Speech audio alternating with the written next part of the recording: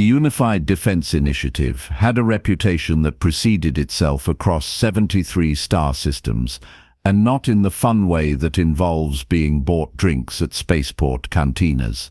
No, this was the kind of reputation that made fresh recruits seriously reconsider their life choices, somewhere around the third page of the enlistment contract. The UDI didn't just train soldiers. It forged them, supposedly in the fires of shared suffering, a philosophy that sounded inspirational in recruitment hollows, but substantially less appealing when you were actually living it. And nowhere was this sadistic educational approach more enthusiastically embraced than at Camp Razorback, a delightful little hellhole situated on Tarvus 9, a moon that had apparently looked at the concept of hospitality and decided to go in the opposite direction entirely. Tarvus 9 boasted acid rain every 16 hours, gravity that fluctuated just enough to keep you nauseous, and wildlife that viewed new arrivals not as fellow creatures, but as convenient snack options.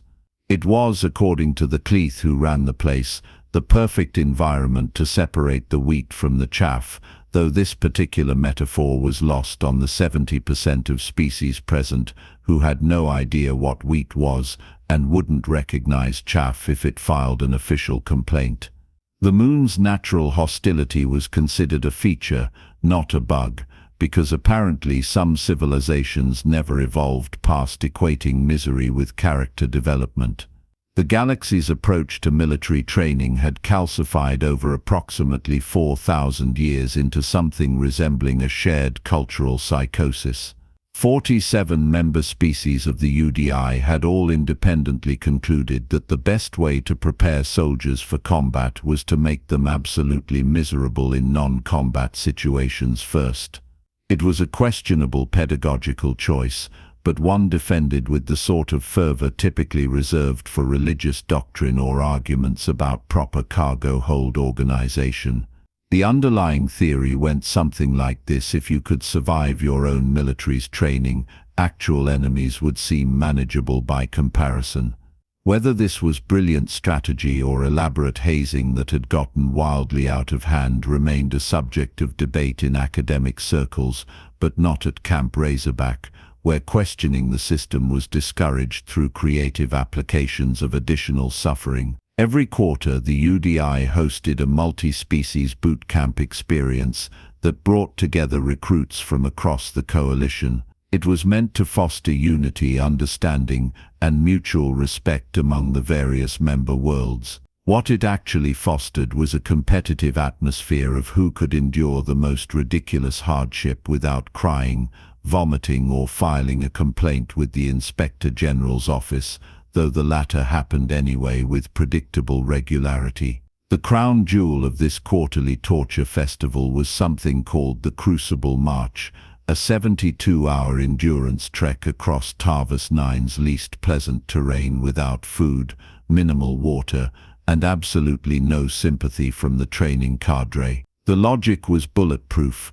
Assuming you didn't think about it too hard, warriors throughout history had endured famine and hardship, therefore modern recruits should too, despite living in a civilization with functioning supply chains and matter replicators. Commander Vex Carr of the Cleith Dominion oversaw Camp Razorback with the enthusiasm of someone who had found their true calling, and that calling was making other beings regret their decisions. Vex Carr stood 7 feet tall on digitigrade legs, possessed 4 arms that he used primarily for gesturing at things he disapproved of, which was most things, and had a vocal register that could strip paint at 50 paces. He was considered by those who enjoyed such distinctions to be one of the finest military instructors in the UDI. By everyone else, he was considered someone to avoid at social functions. His philosophy was simple: suffer now, survive later. That it rhymed in Cleith made it no less insufferable.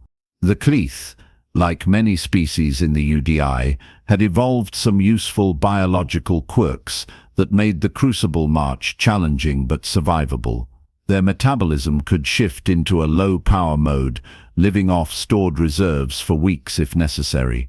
The Vrin, those chittering insectoids from the coreward reaches, could enter a sort of torpor that reduced their caloric needs to nearly nothing.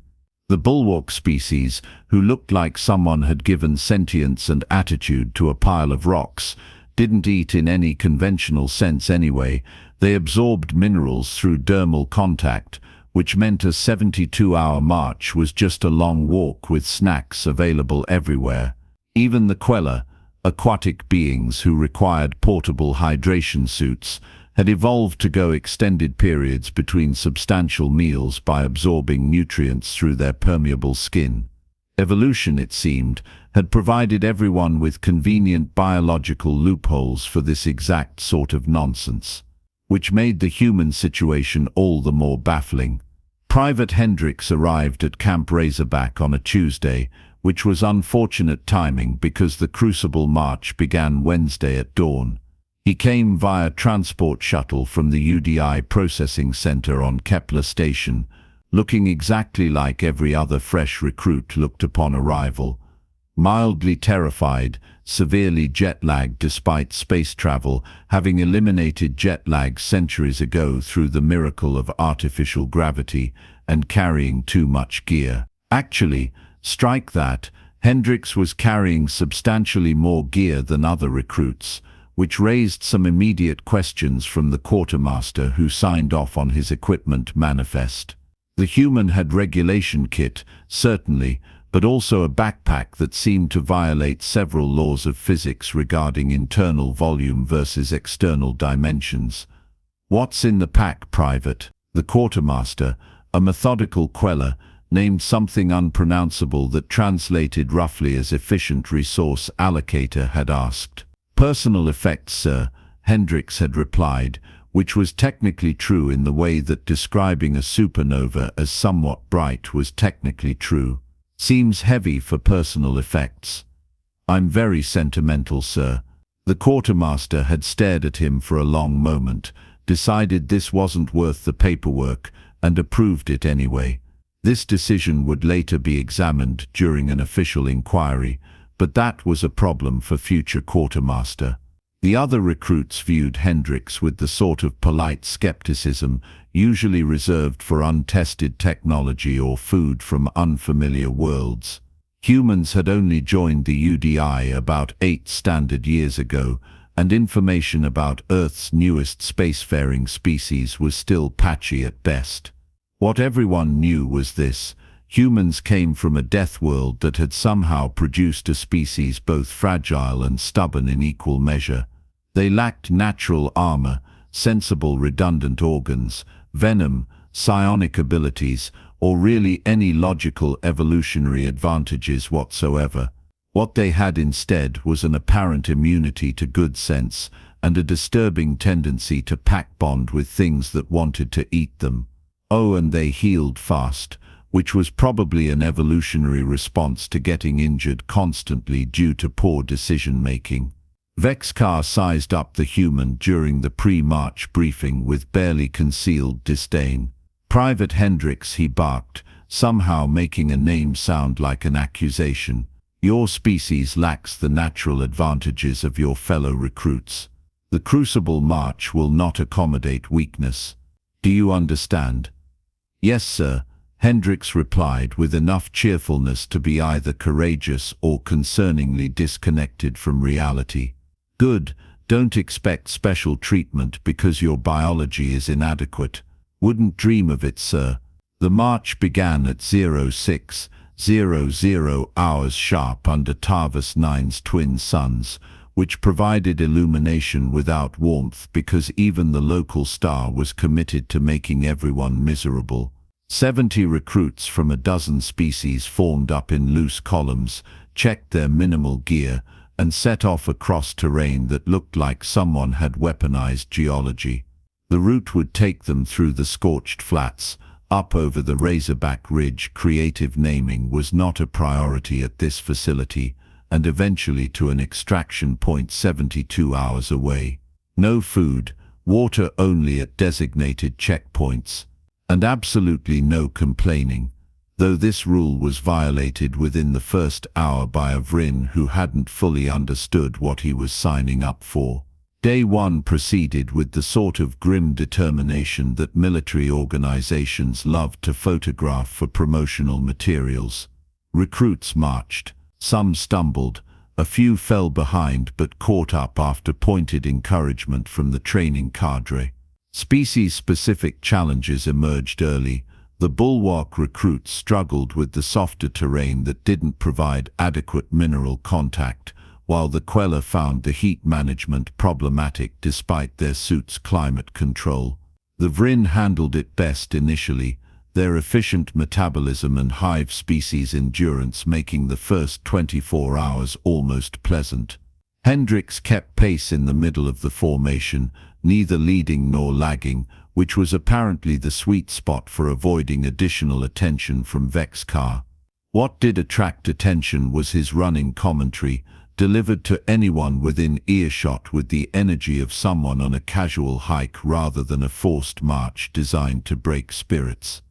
"You know what I miss," he said to a Bulwark recruit, whose name translated to something like Granite Perseverance. "Breakfast. Just absolutely crushing a stack of pancakes right now." Granite Perseverance made a grinding sound that might have been curiosity. "What is pancakes?" "Flat bread cooked on a griddle, stacked up, covered in sweet tree sap. It's fantastic. Your species eats tree excretions. I mean, when you put it that way, it sounds weird, but yeah." The Bulwark processed this information with the speed of continental drift. "I do not understand recreational eating." "Me neither, honestly. But I do it anyway." This conversation, meaningless as it seemed, would later be cited as the first warning sign that everyone had missed. By hour 30, the initial enthusiasm had evaporated like water on hot stone, which was an apt metaphor given they were literally crossing hot stones.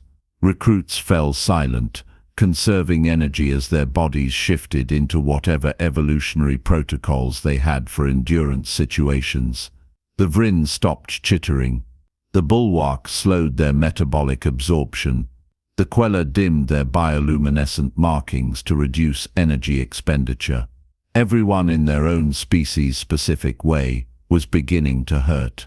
Everyone except Hendricks, who was humming something.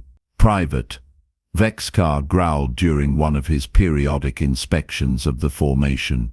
"Is there a particular reason you seem to be enjoying yourself?" "Just thinking about food, sir." "There is no food for 72 hours. Thinking about it serves no purpose." "Disagrees in humans, sir, but noted."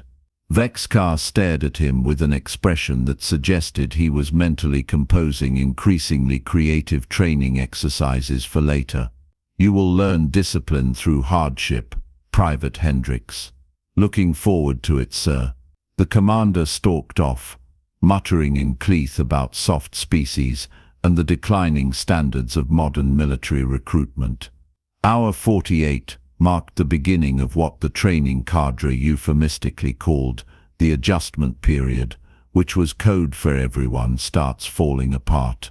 The Vrin recruit who'd complained earlier was now trembling with the strain of depleted energy reserves. Two Bulwark recruits had developed stress fractures in their mineral matrices from inadequate environmental absorption. Even the hardy Queller were showing signs of severe fatigue, their movements sluggish and uncoordinated. This was all according to plan naturally. Vexcar observed the deterioration with satisfaction, making notes on his datapad about which recruits showed promise and which would probably wash out before the cycle ended. The medical team shadowed the formation at a discreet distance, monitoring vital signs remotely and preparing for the inevitable collapses. This was standard procedure. Every Crucible March saw anywhere from 20 to 40% of recruits requiring medical intervention before completion. It was considered acceptable attrition, character building even. The ones who pushed through despite their suffering would become better soldiers.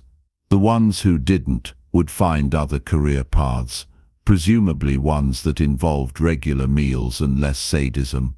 Hendricks, improbably, was still walking, still humming occasionally, still making completely inappropriate comments about food. Private, wheezed a Vrin recruit during one of the mandatory 5-minute rest stops. How are you maintaining function? Your species lacks metabolic adaptation protocols. Oh, I'm absolutely starving, Hendricks replied cheerfully. This is terrible. You seem functional. Yeah, humans are weird like that. We can keep going on spite and poor decisions for a surprisingly long time. The Vrin made a clicking sound that was probably confusion, or possibly their species' equivalent of existential dread. This is normal for you. I mean, I'd really prefer breakfast, but yeah. Hour 68 was when everything went sideways, though not in the dramatic way one might expect from a military training incident. There was no equipment failure, no unexpected weather event, no wildlife attack, though one of the local predators was definitely following them and making concerning noises. No. What happened at hour 68 was that biology, patient and inevitable, finally sent its invoice and demanded immediate payment. The Vrin went first, simply stopping mid-step and toppling sideways like someone had cut their power. Medical personnel were there in seconds, scanners confirming what everyone already knew: complete energy depletion, non-critical but requiring immediate intervention. Then a bulwark, their rocky exterior developing alarming cracks as their internal cohesion failed. Then 3 Queller simultaneously, their hydration suits unable to compensate for the systemic failures cascading through their bodies. Within 20 minutes, over half the formation was incapacitated to varying degrees, lying scattered across the scorched flats like particularly pathetic debris. Vexikar surveyed the carnage with grim approval. This, he announced to the remaining vertical recruits, is the purpose of the Crucible. You are learning your limits. You are transcending weakness. You are becoming. Sir. Hendricks had stopped walking. What is it, Private? Permission to take a short break, sir. Vexikar's facial plates shifted into something that might have been a smile if his species had evolved the expression for anything other than threat displays. Feeling the strain human, finally understanding the reality of military service. Something like that, sir. Very well. Fall out for 5 minutes. Contemplate your hubris. What happened next would be dissected in after-action reports, training manuals, and at least one doctoral thesis on interspecies cultural misunderstandings. Hendricks shrugged off his oversized backpack, set it down with care that suggested fragile contents, and opened it. The first item he extracted was a portable grill unit, compact and clearly designed for field use. Then came a fuel cell, then a cooking surface. Then, and this was where observers started experiencing genuine confusion, an insulated container that released a visible puff of cold air when opened. Private Hendricks, Vexikar said slowly, his 4 arms tensing in a way that suggested he was processing information his brain refused to accept. What are you doing? Making breakfast, sir. Hendricks was now assembling the grill with practiced efficiency. Haven't eaten in 3 days. Figure it's about time. You breakfast, most important meal of the day, sir. From the insulated container, which was apparently a portable cryo-storage unit, military grade, definitely not standard issue, Hendricks produced eggs. Actual eggs, still cold, protected in a foam carrier.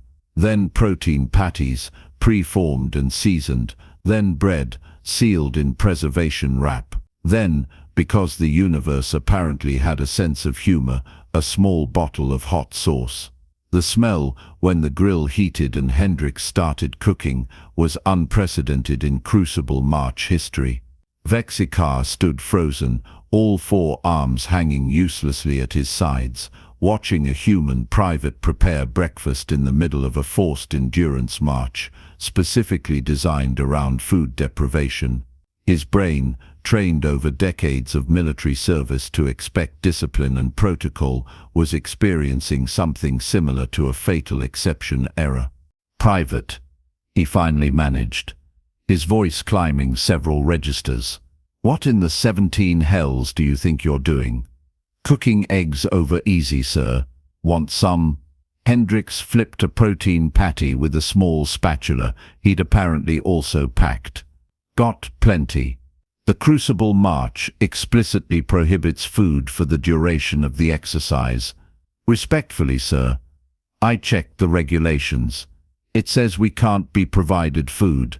Doesn't say anything about bringing our own." Vexikar's facial plates shifted through several colors associated with extreme stress. "That is, you cannot. The spirit of the regulation clearly. Would you like the citation reference, sir? I memorized it. Participating recruits will receive no nutritional provisions from UDI personnel or resources for the duration of the Crucible March. Regulation 744B subsection 9. I'm not receiving provisions, sir.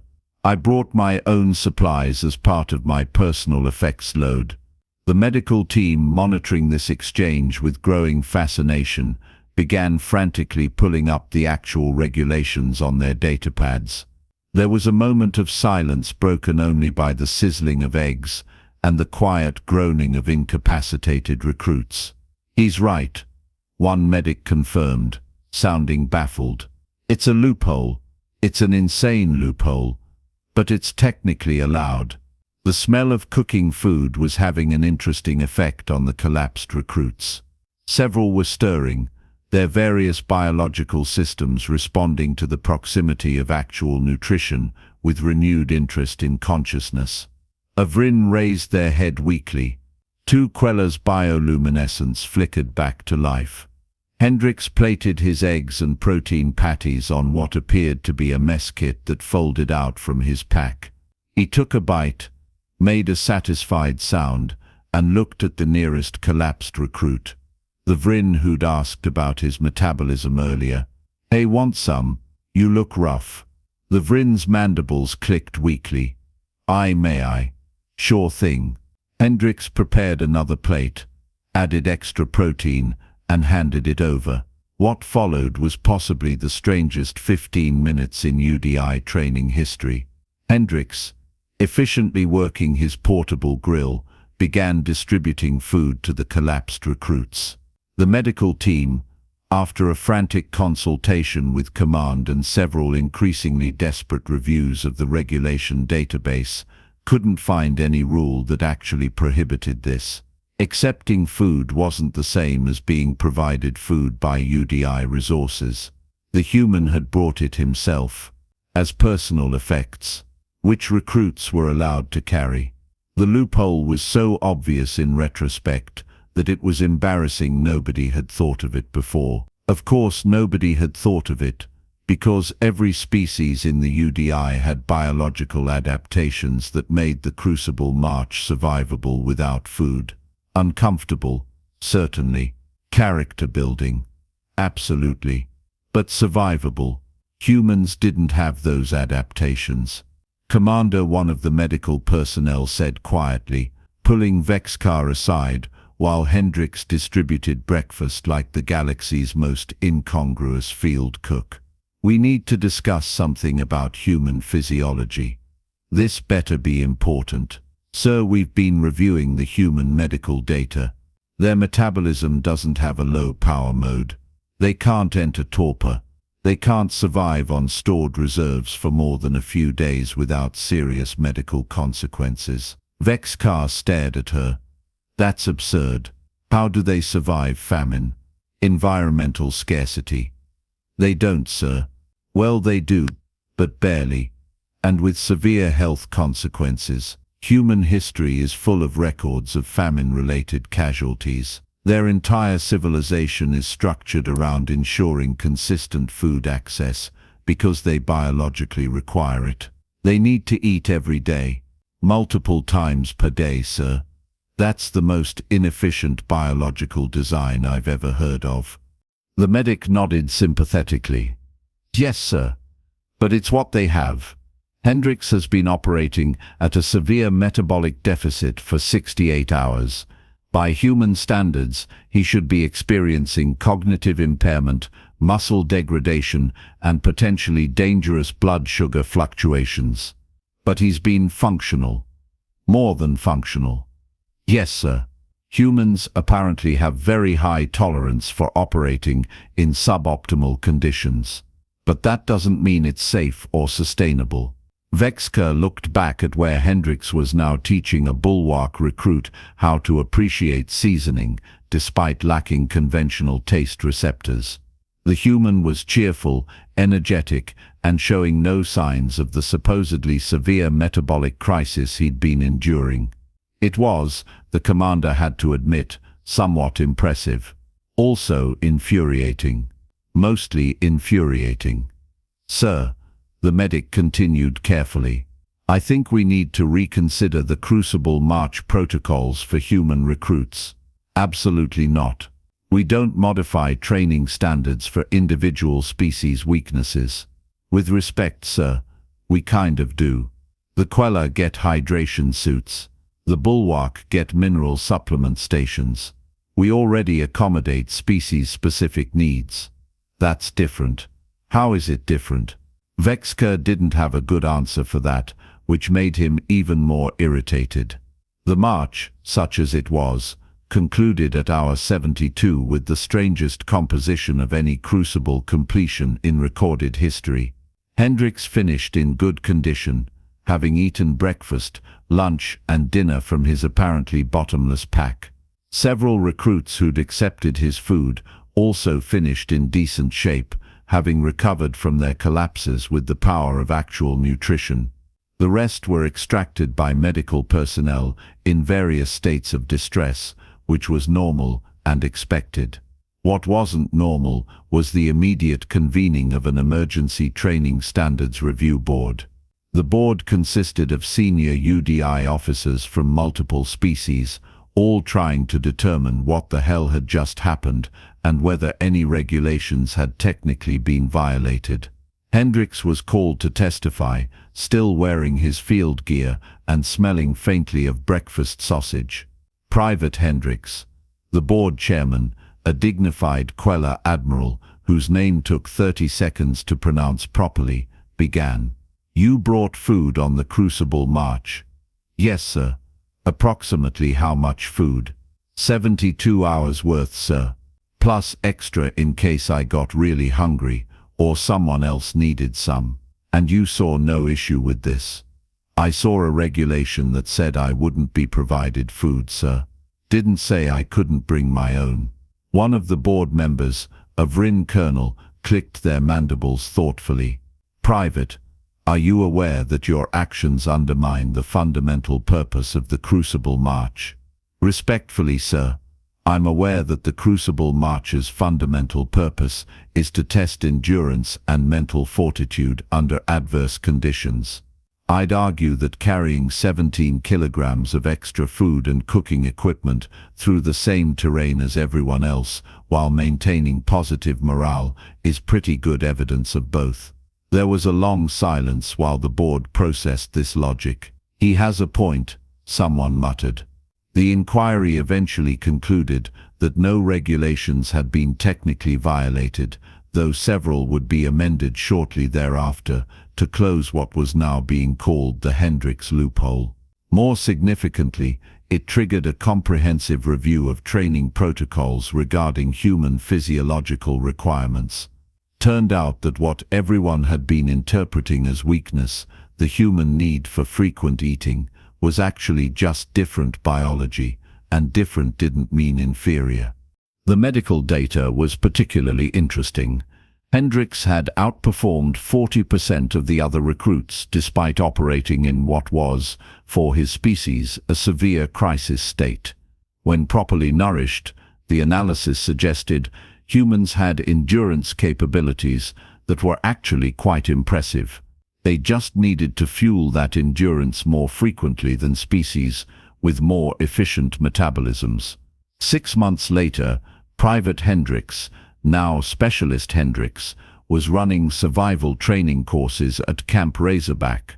His classes were extremely popular, partly because they included practical field cooking instruction, a skill that turned out to be more relevant to deployed operations than anyone had previously considered, and partly because his teaching style was refreshingly honest about the absurdities of military culture. The lesson here, he told a new batch of recruits from a dozen different species, is that your nightmare isn't necessarily someone else's nightmare. Every species has different needs, different limits, different advantages. The trick is figuring out how to work together despite those differences, not pretending they don't exist. He held up an egg. For humans, going 3 days without eating is genuinely dangerous. For some of you, it's just mildly uncomfortable. Neither approach is better, they're just different. And if we're going to fight together, we need to understand those differences. A Vryn recruit raised a claw. Specialist, is it true you made Commander Vexka reconsider his entire training philosophy? I wouldn't go that far, but I did make him very angry, which was funny. Vexka, observing from the back of the training area, made a rumbling sound that might have been annoyance, or possibly respect. With Cleith, it was hard to tell. The galaxy, vast and complicated, and full of species that had spent thousands of years figuring out how to coexist, had learned something new. Sometimes the most alien thing about another species wasn't their appearance or their technology or their cultural practices. Sometimes it was something as simple as how often they needed to eat, and sometimes, just sometimes, what looked like a weakness was actually just a different kind of strength wearing an unfamiliar shape. Hendricks finished his class, dismissed the recruits, and started breaking down his teaching materials. His portable grill, now an authorized piece of training equipment, got carefully packed away. Tomorrow he'd teach field medicine. Next week, cross-species communication protocols. But today had been about food, survival, and the importance of reading regulations carefully. Also breakfast. It was always about breakfast, really. Somewhere in the administrative offices, a clerk was updating the training manual to include new provisions for species-specific nutritional requirements during extended exercises.